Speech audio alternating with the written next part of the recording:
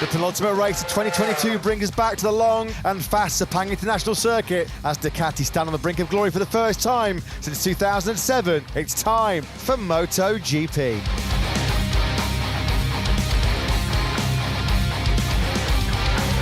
The biggest weekend potentially of Pecco Bagnaia's Grand Prix career gets underway here. That's a Friday that would have really eased the nerves, eased the tension for Pecco Bagnaia, Simon, in different conditions. He's been fast, he's been strong, no mistakes. You could not have scripted a better Friday for him. I feel the same. Pecco Bagnaia, an excellent way to kick off the biggest weekend of his career. Second place in that second session. He went on to a soft rear slick tyre at the end of the session as well.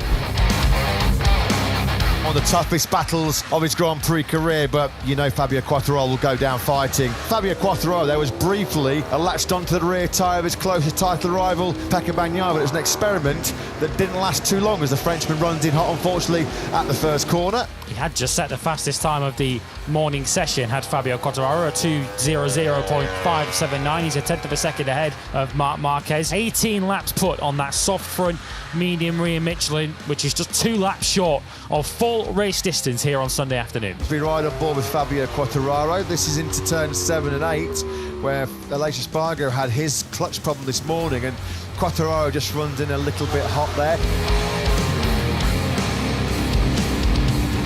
The Aprilias have had a nightmare. Aleix Espargaro on a weekend where he must finish ahead of Pecco Bagnaia to keep Aprilia's hopes of a stunning title success going into Valencia in 2 weeks' time. It did not go to plan A, to say the least. An early crash through turn number 8 and the mechanical on his spare RSGP means Aleix Espargaro finishes FP1 down in 20th place. He did 5 laps in that session.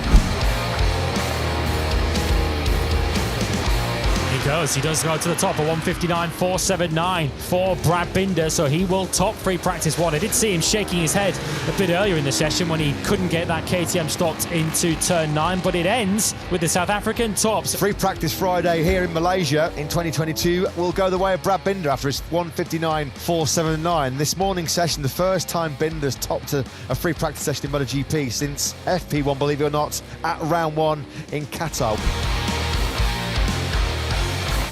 Mark is going back to back with the Aero. Now I believe they've found out that the new Aero is better.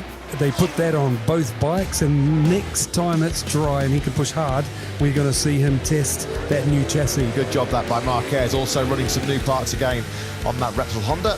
Just to let you know, Mark finished the session on his usual chassis. He didn't ride the new one, but he went back to the new Aero, which looks like it's it got the nod.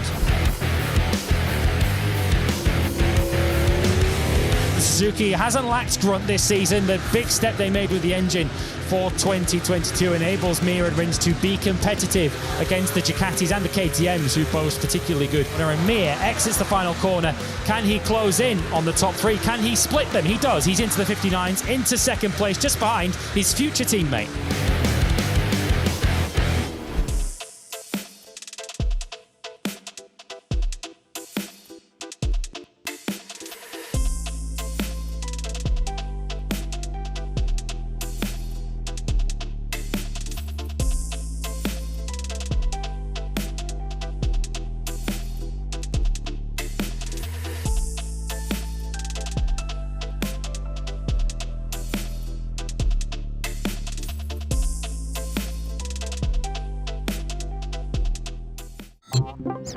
Hey guys, my name's Brad Binder. If you liked this video, give us a big like and don't forget to subscribe.